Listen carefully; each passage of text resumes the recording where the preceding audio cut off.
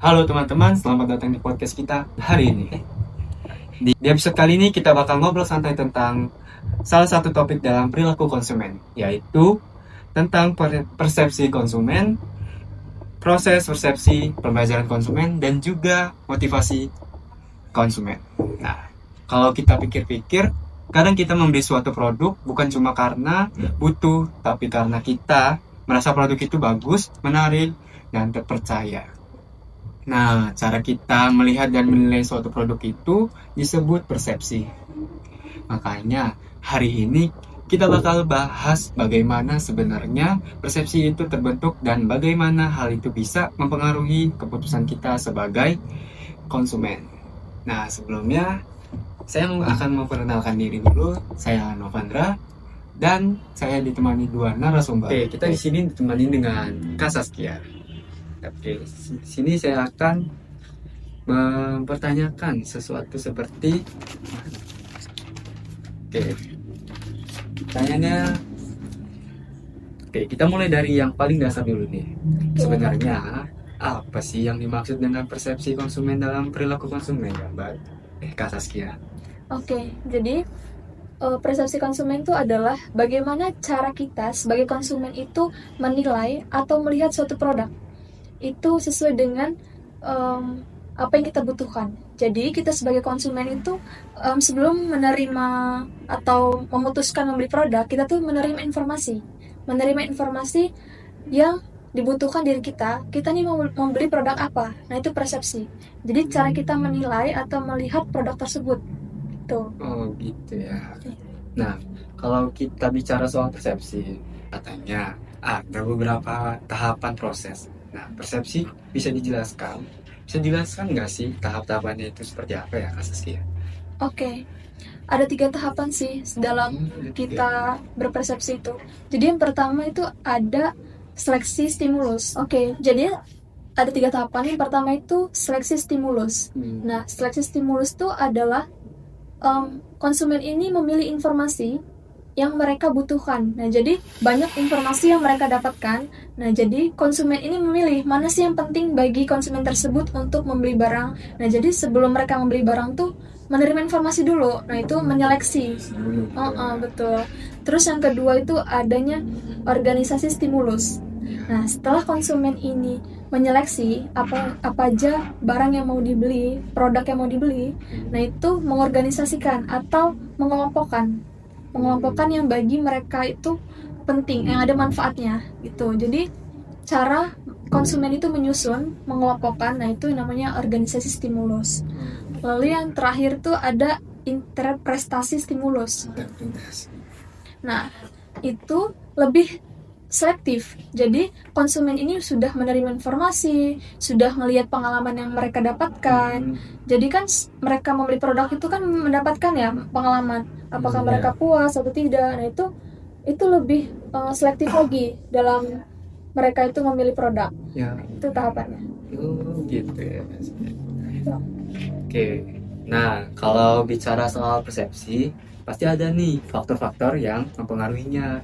Nah, apa saja sih faktor yang bisa mempengaruhi persepsi konsumen terhadap suatu produk itu? Oke, ada 4 sih pengaruhnya. Itu yang pertama ada pengalaman masa lalu. Nah, kita aja pernah sih menjadi konsumen kan? Ya. Kalau kita membeli produk, kita kan ngelihat ya dari masa lampau. Iya, kita tuh ngerasa puas nggak sama produk itu? Iya sih, kalau kita kadang beli ini nggak puas, tapi kita coba yang lain gitu ya. Nah, iya, jadi salah satu yang mempengaruhi itu masa lalu.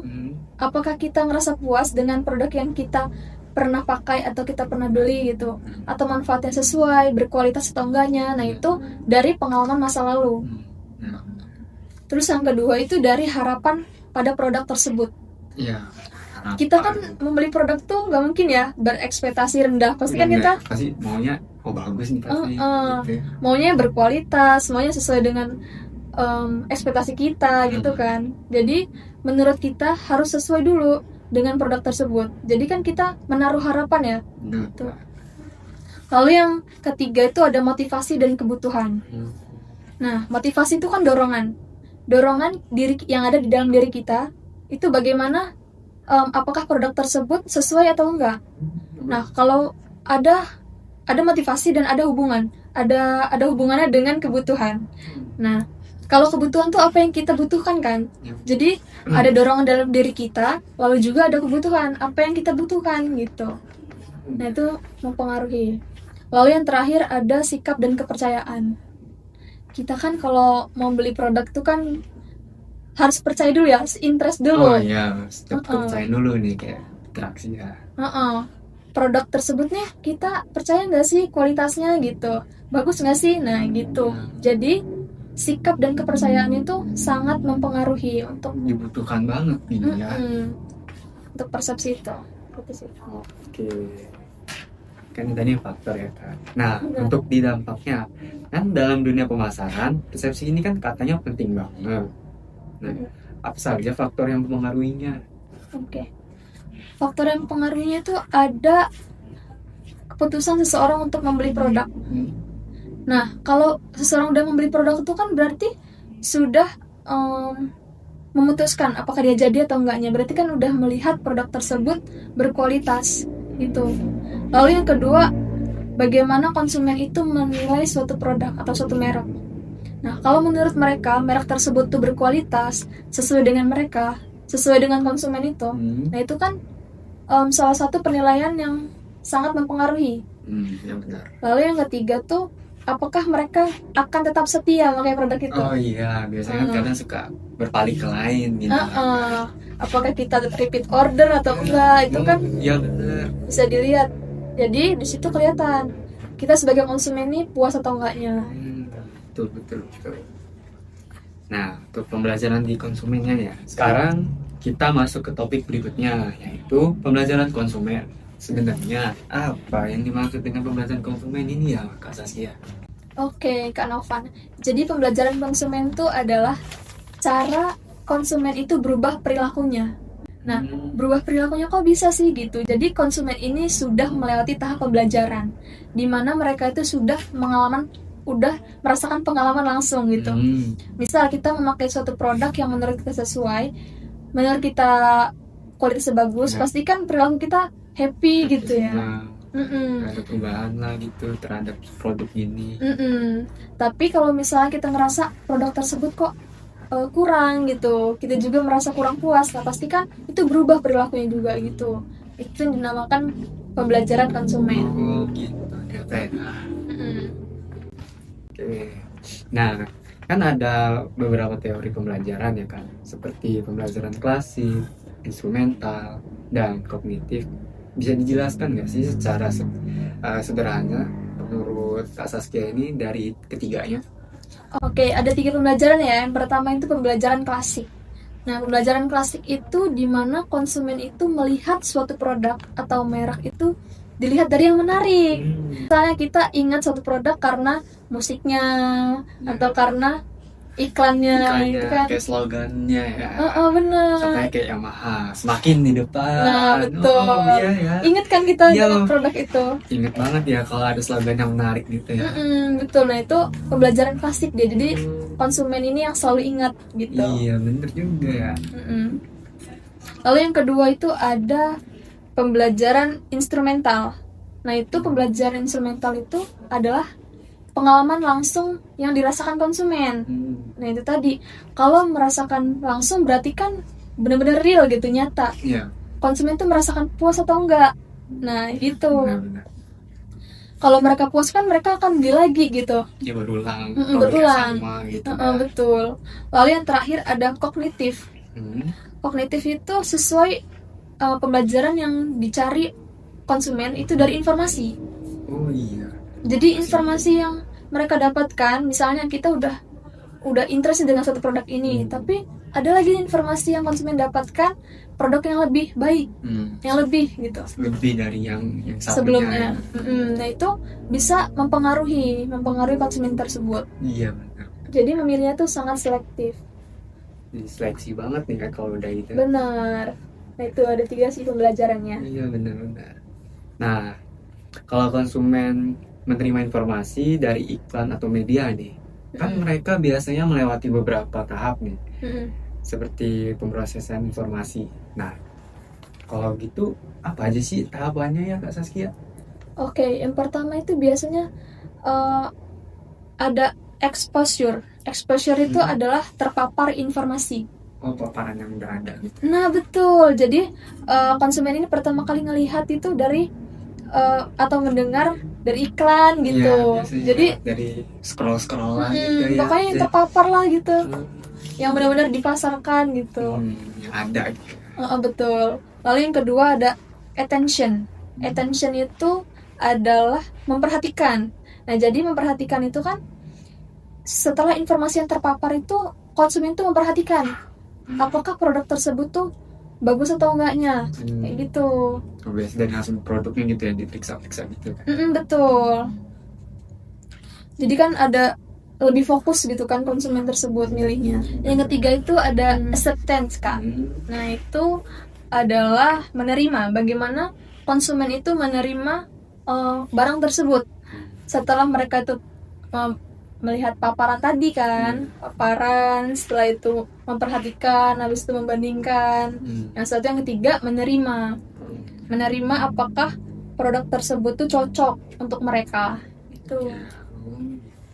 Lalu yang terakhir tuh ada retention. Retention itu mengingat, Kak. Jadi setelah kita menerima tadi, kita mengingat nih konsumen itu dalam pikirannya membutuhkan produk itu kapan. Betul. Jadi kayak tiba-tiba misalnya kita membutuhkannya untuk hari apa gitu, atau untuk kapan masa yang akan datang, kita ingat gitu. Kita ingat nama produk yang bakal kita beli gitu ya. Betul. Jadi itu model pemrosesan tadi. Ada 5. Terus Kak. Oke. Terima kasih ya Kak Saskia. Di sini kita akan lanjut ke Kak Gunawan. Oke, Kak Gunawan, kan sini saya akan menanyakan seperti apa ya konsumen, atau tuh apa sih maksudnya motivasi konsumen itu. Nah, selain persepsi dan pembelajaran, ada juga yang disebut motivasi konsumen. Ya, nah, apa saja ya yang sebenarnya dimaksud dengan motivasi konsumen menurut Kak Gunawan? Terima kasih. Jadi motivasi konsumen itu adalah dorongan yang membuat konsumen itu mereka melakukan pembelian tadi. Jadi motivasi itu yang awal Jadi motivasi itu adalah dorongan yang membuat seseorang itu mau membeli atau tidak suatu produk gitu. Gitu ya. Kayak dorongan iklan-iklan gitu ya. Ya. Oke. Motivasi ini kan biasanya muncul karena adanya kebutuhan. Nah, kebutuhan apa saja sih yang biasanya mendorong konsumen untuk membeli suatu produk? Itu ada contohnya atau gimana gitu?